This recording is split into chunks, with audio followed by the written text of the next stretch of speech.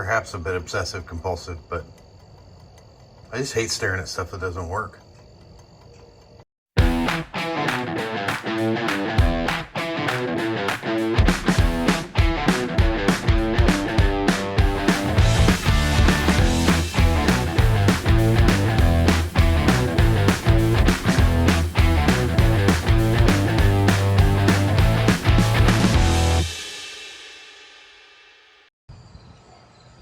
You haven't seen this officially, and this is not the moment when I'm going to introduce it. Well, this is my winter driver. That's a 77 Wagneer that I just picked up. No real intentions at the moment but to keep it and drive it and like it because it's cool. It's fairly low rust. It had sat for quite a while. Previous owner had some type of carburetor fire on it, burned up a bunch of stuff under the hood, and I don't know, that's my thing, you know. So made a deal with a friend and brought it home, and we're gradually working out the kinks as we go. One of the things that these things are notorious for, besides rust, is a dash issue, which we're going to tackle right now because I cannot stand gauges that don't work. It annoys the crap out of me. So here we go. So here is the main culprit for most of Jeep's issues for dash problems. I noticed that Dakota Digital makes a really cool dash for it. I may get there, but for now, I'm just going to make this work. The main culprit for all these dash issues, and you can see I've already cleaned these contact points up with these printed circuit board paper backs that they used. Mopar used them too, and the pin setup especially, Mopar used. And this is an AMC product, so I guess they stole bad ideas as well as good ones.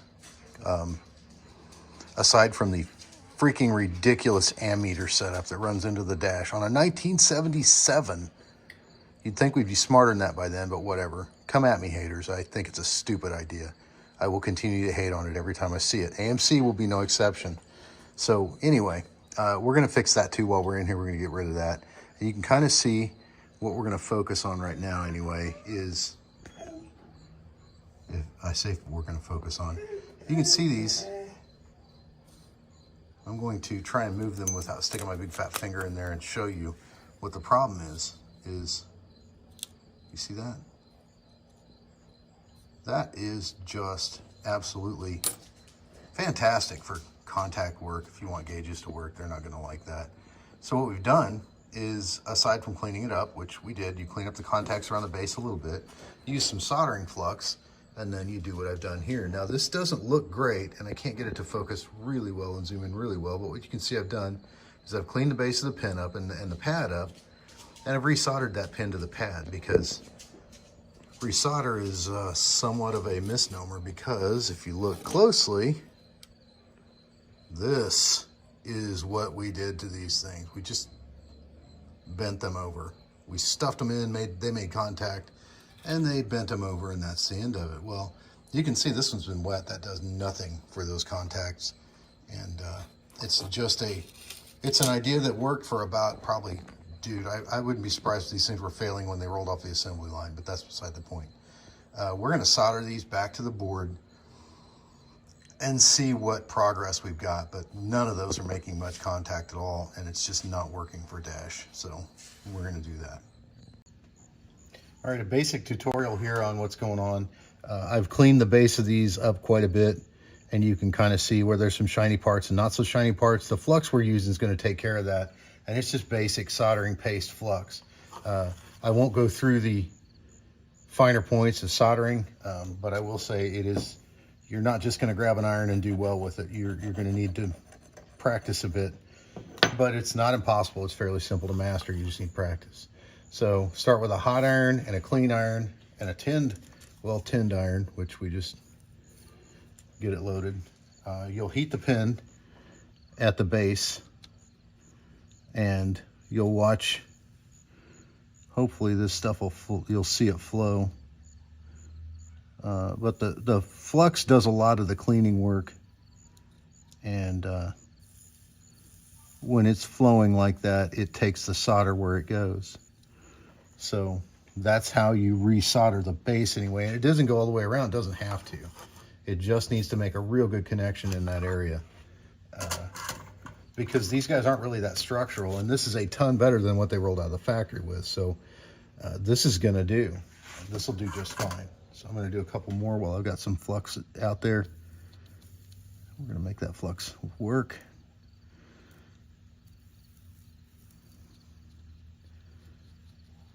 And I spread it around just a hair. I try not to move those pins too much because some of these will actually fall out. They fell out and I had to put them back in.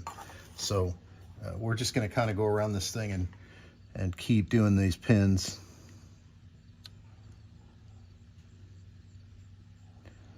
I'm gonna spread that while I've got some. You see that one really moves.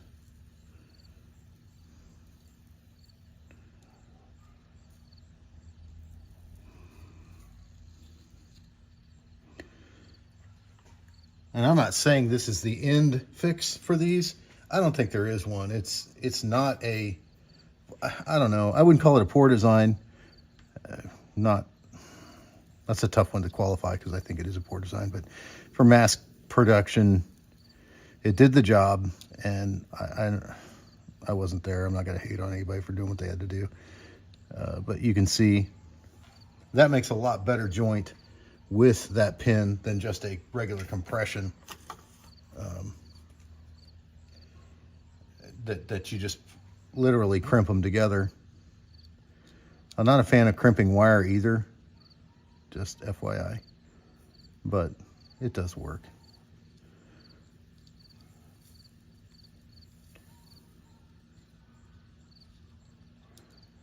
Yeah, I'm gonna have to be real careful with this one. I think I'll attack him next because not only is he loose, he's kind of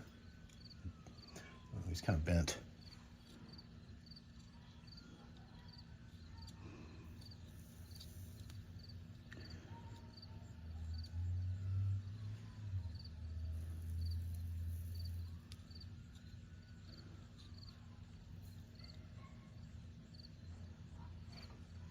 That's set up nicely.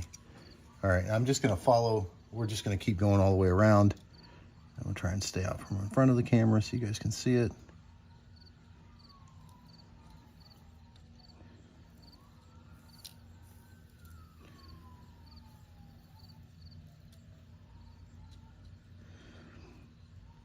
You know, be real careful with this and try not to get,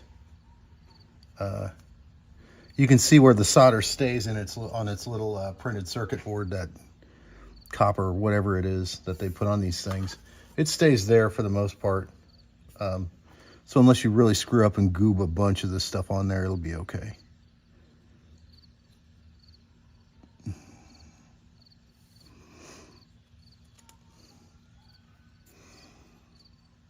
actually have the iron a little too hot for this, but there we go.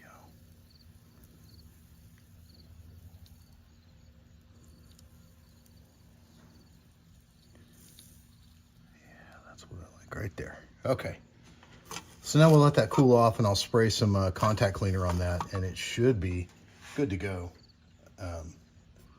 for the next few years or so until I decide what I want to do with it. So we'll let that cool off. You don't want to spray contact cleaner on it. Forgive the local emergency stuff.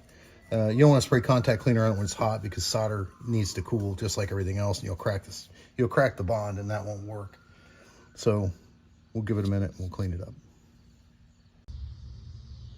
I'm gonna get some video of this before it gets too dark, but you'll kind of understand why I'm such a weirdo about some things.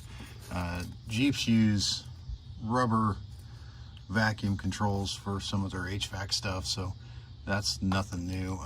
Everything else is basic wiring configuration. Here's what those pin connectors look like, and they're fairly hard to, you can see they're oriented. You can't put it on wrong. It's kind of a cool idea. I just don't like how they made the pins stick. And then here's my problem with the whole ammeter setup. Now, this looks like a brilliant idea to me. That's the hot wire that runs through the ammeter. I don't know how many other wires it has decided to bake off, and I'm gonna have to chase that down now. And anybody who wants to argue with me about the purest aspect of these things, go right ahead. But I'm not listening. This is a dumbass idea, and I'm going to take it out of everything I do, period, when I find it. So, yeah, see, here we go. That's one that didn't penetrate, and I'll bet if I dig here long enough, I'm going to find one that did. And I have to redo all that now and keep it focused. And it really sounds like I live in Beirut, don't it? Between the bumpuses, dogs, and the EMS stuff. Anyway, this is what we're going after next, and nothing's burnt. Everything works. I mean, I put a new switch in the turn signal cluster, and it works great. So all the lights and everything work, but this will explain why the dash doesn't work. Since we need 5.5 volts to run the gauges without burning them up, this is a problem, but it's not a problem until something goes wrong or the dash gets old. So the typical setup has, in Jeeps anyway, or in this Jeep, was there is a resistor or a step down in the coolant gauge that steps from from line voltage 12 to 14 down to 5.5, and it pulls power through the board, through the pin setup, and goes into the back of the gauge. And then after it reduces to 5.5, it separates and goes towards the rest of the gauges to power them at 5.5 volts until it's putting out more than 5.5 volts, and then it fries things. Well, I'm not sure if I got lucky or not, but there's two different things we're gonna show. The first thing is there's a couple different ways you can get around this fried voltage issue. If your gauge isn't putting out 5.5 volts, or if you're whatever, Mopar uses a little plug-in thing that probably got the same resistors and everything in it, but that doesn't matter. Once they burn up, and they send either a lot or none, I guess, through. I've never experienced a lot, I don't think. It just quit working for me. So anecdotal stories show people talk about burning their gauge cluster up. So they got my attention. So I did some research, and a popular fix is this 7805. This guy right here. It's a voltage regulator, and what it does, there's a capacitor on there because that's apparently how you're supposed to wire them. What it does is it takes 14 volts and up to 35 volts, I guess, and puts it down to 5.5 or 5. This particular setup came out of the Roadrunner, and it worked fine. I burned it up testing it. I let the smoke out of this one, but I figured I'd keep it for visual aid. And this plug that goes onto it's actually a RC car servo male that just fit the plug right. So I liked it. I used it. So that's one option for getting around your burnt up dash voltage regulator. The other one is a DC step down. They're called buck converters. So this guy right here, you're seeing my desk power voltage. It's putting out about 13.5 volts. It goes through this step down, and you can see right on the corner of it right there, you can adjust the voltage, which I'll try and do and keep this in frame. But right now, I got it set at 5.1. So if you play with this and watch,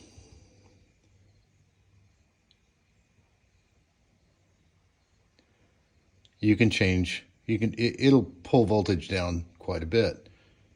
I haven't tested it much past 4 because I quite frankly don't care, don't need it to. I got a handful of these off of Amazon. Let's see if I can get it back to where it came from. Keep it in shot. I don't remember what I paid, and I'll put a link up for them, but they're not that expensive, and they're not even hard to wire up. You can see that there's 2 wires running in, and that's your 12 volt side. There's 2 wires running out, and that's your 5.5 volt side. And you would just take that, in this particular case, and put it on the 5.5 volt stud that supplies all of your gauges, and you'd be over this. Everything would work just fine. So I figured I'd include that.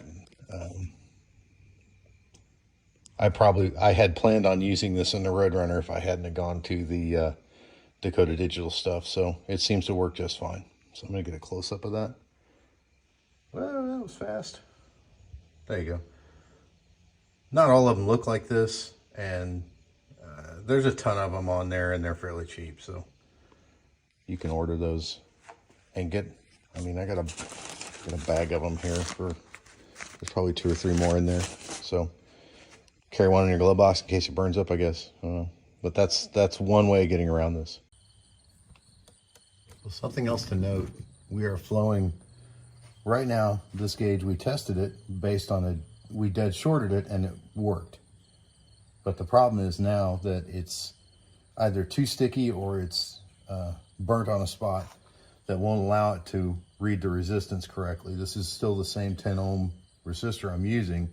On the green side is through the resistor, and on the yellow side it's before the resistor, and we're just going to dead short this guy to 5 volts and see, see it move.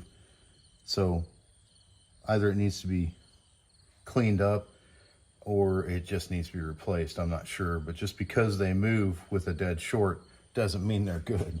So before you put everything back together, play with some resistors and make sure. Fast forward a couple days, waiting for some parts to come in. And this is what we wind up with. This is the black part of that's a heat sink. The electronic piece of that is what's called an 7805 voltage regulator kind of setup. Here's the charred remnants of the one I was using. And you'll see, I don't have one here, but let me see if I can get this to focus. There is a 10 microfarad capacitor across your power in. Orient that right. You can see it. You see it looks like it's bridged. It's not. It's just my sloppy solder. It's bridged across your 12 volt in on the far end of this side and your ground. So that's supposed to be to protect this little fellow in case you get some odd voltage spikes. And I was running for a long time without one, and I ran with one, and I don't know. If you set this up to where you can replace it quickly, it's not that big a deal. So you can see that I have also wired in a quick connect where really what that is just a remote control car servo male. Hopefully that focuses and you can see it. I have repinned it to where it's voltage appropriate with the red. Here we go. We'll orient this. Or maybe not. The white wire being the 5 volt out.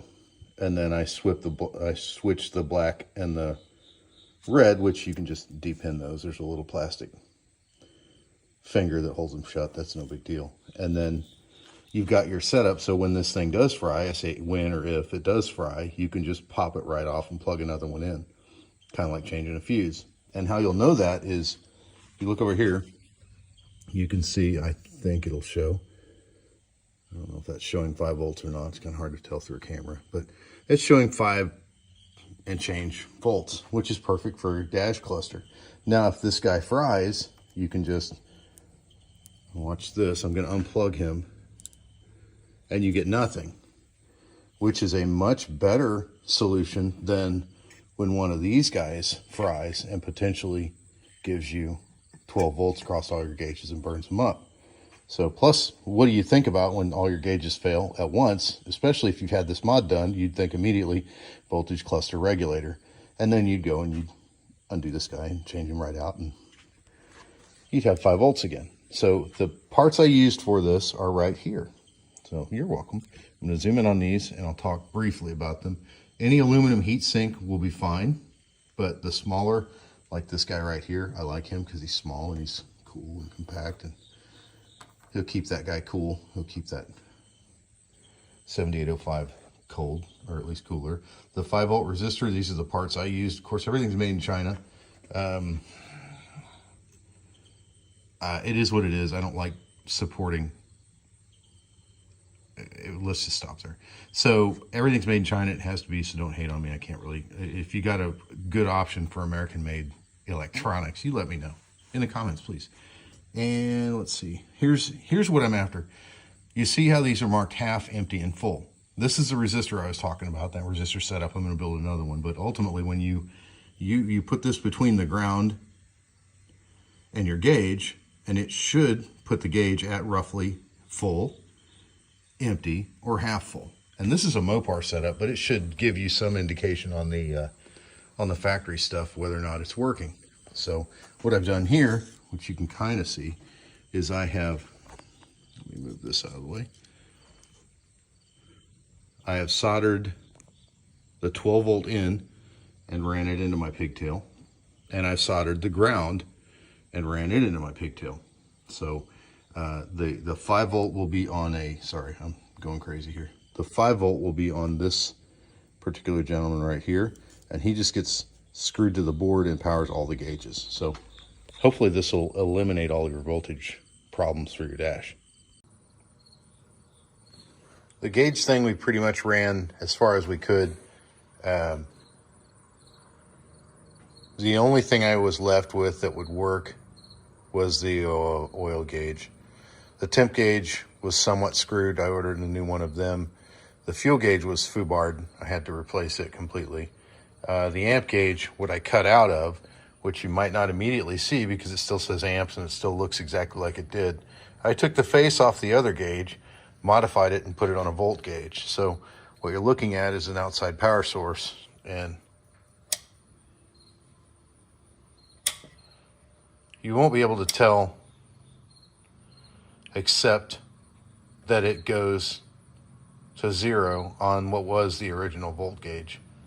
The amp gauge, as it's running, it won't really, and that's at 12.5. So once I put some real juice on it, it'll actually go higher. So that's that pretty much gets it out of the dash and doesn't make it look horrible.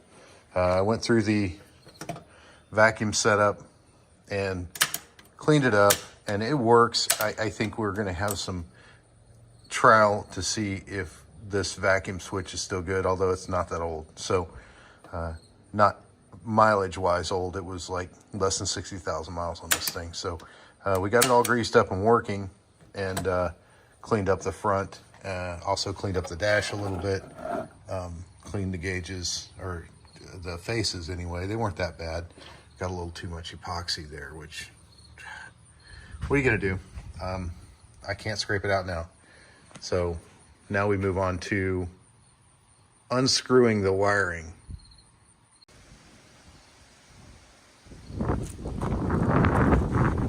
Hopefully the wind won't make too big of an impact on us, but we're starting to chase the damage from that ammeter meltdown. And I'm looking at specifically 2 large wires. You can see and kind of hear the orange, well, it's red, but it's orange, and the yellow right there under my middle finger. And they run in through the harness, and they don't appear, they're the 2 big spades, they don't appear to have gotten really that hot. So we might have dodged a bullet. At least we have at the bulkhead. If we follow that inside, the bulkhead here, the connector on the inside of this, again, they don't look like they've been hot. So we're fairly lucky in that way. At least not like the old Mopars that just burn the shit out of everything. As I follow this guy up through the dash, I've split the loom, and there's a big connection point for the red that comes in, and it splits off and goes everywhere and to the amp meter. So that's where it started baking. So I've been extremely lucky. It melted a few wires, nothing I can't get around, and the place where it did melt the most, it melted back to the yellow return for the amp meter, which is what ironically, it's what I'm going to do anyway. So those 2, I'm going to reuse that yellow wire as a dash ground, because you just can't have enough grounds. The red wire is going to be bypassed under the hood, and we'll get to that in a second. But ultimately, I'm going to cut that out. And now that I've proven that it hasn't completely torched the harness, we're okay in putting this stuff back together. It melted a few wires, but nothing major. For those of you following my lead, forgive the shaky camera work, this is ground zero for where you're looping your system. You can see, and I can't scroll at the same time, but if you look at the alternator, the battery has a red 10 running, or excuse me, the battery post of the alternator has a red number 10 wire running off of it. And what you don't see is that that number 10 wire goes through the bulkhead and connects to several things behind the dash. If you look at the starter solenoid, it has a yellow number 10 with a fusible link in it. That runs to the back of the amp gauge, and so does the red number 10, but it connects to several things before it does. And this, the yellow number 10 connects literally in two places. It connects to the fusible link and that splice that runs to the voltage regulator and the back of the ammeter. So if you're going to splice these guys, do it right here, this corner, and figuratively speaking, of course, and now I can't get it to stop. Right where that guy is, right there, that fusible link. Keep the fusible link and tie the two together right there at this point. The red that runs to the dash has to stay there, but you don't need to carry the entire voltage current, whatever, for the entire vehicle through the dash connections and through the shitty bulkhead connection. You just connect it right there and it's done. The charging loop is there. The fusible link is still there. Your 12 volt positives into the dash are still there. And the only thing you're doing is moving away from the ammeter setup and completing the system outside the vehicle instead of under the dash. Lots of talky. And now we got some action. Two things I said I was going to do that I'll show you. Here's the auxiliary ground that's off the battery, and it runs down here. You can barely see that. I put it over here again to ground the, I think that's a charging module. Anyway, what you're having a hard time seeing is this guy right here. This is the starter solenoid and fusible link that I put in. Actually, that had one in there, and I just redid the ends on it and set it up the way it was. The red wire that comes off of the alternator is here, and I brought it up here. The red wire that runs in through the harness goes here and up through here, and then the yellow wire that goes to the sense, you see it under my thumb, that goes to the sense to the regulator, is there. And I made them all on one end.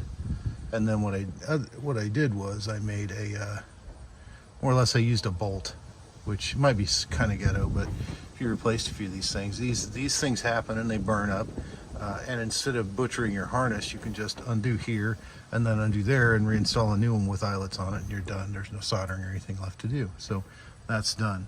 So now the yellow wire comes out and becomes part of the ground system. And in the dash, it's just, right now it's loose, but I'll probably ground it to the dash frame when we're done. The harness was not burned at all. I don't know how, but it wasn't. And everything went back together where it should. Everything looks like it's just fine. So now, it's time to test, right? Right, buddy? Ready to test? Let's see.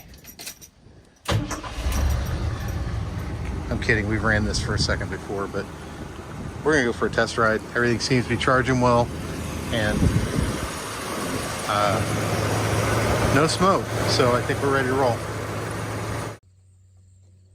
There's just something about factory stuff that just can't be beaten. This is the end result. You can see the temp gauge is moving slowly. I've got it on about half, which it seems to, it's close enough. So the fuel gauge, I bought a refurbished one. I may have burned it up, I don't know. It's not working and I can't get it to work, but I'm putting it back together for now. This isn't that hard to get out, so I'm just gonna let it go. The other gauges, which have this nifty little setup here. Let's make sure we're still, yep, 4.9. This nifty little setup here that is, it plugs straight onto the pin on the back, and it's those 3 resistors we were talking about. Of course, now that we let go of it, it's going back to normal. So now we'll find the pin on the back here. You'll see it right somewhere in here. And the pin on the back here for the oil gauge. It should send it up to half. We're gonna pin that. And we're gonna make sure that doesn't freak out. And it's not. And we're gonna watch the oil gauge and see if it's moving. And it is. These are really kind of hard to calibrate. I don't know if it's just my lack of patience or if it's what it is, but the oil gauge, I had to bend the needle a hair to get it to where it was even close to being what I thought they intended for the factory resistance values. You can see the amp gauge on the bottom. That's at 12.5 volts, and I'll show you that when we turn it off. But yeah, that's where the oil is about half, which is going to be good enough for what we're doing. So now we turn this off, and you'll see that's what it looks like without charge, but you really can't see a difference between it and the other gauges, which I really like. I like the factory stuff, especially when it's not horrible. I don't think this cluster is bad. So there it is. There's the end, and we'll put it in a Jeep and we'll move on. The end result is, quite frankly, not what I wanted. It's close and it'll do for now, but it's not where we're going to stop. You can see the temp gauge is working as we're warming up. The oil gauge is working, but you just can't calibrate the damn thing to get it close enough to where I want it. So I don't know how that's going to go. The amp gauge works beautifully, and all the lights seem to be working. So that makes me happy. That's better. You can't see it, but the dash light is lighting up, all of them, which that's pretty cool. It wasn't doing that before. And I got all the electrical fire potential out of the back of the dash, so that's a plus. I got really lucky and my heat works. The vacuum stuff that wears out of these things, this one doesn't have a lot of mileage on it, so that stuff works. So I got I'll have heat. You can see my temp gauge is moving slowly, but this is where I'm going to leave it for now. We have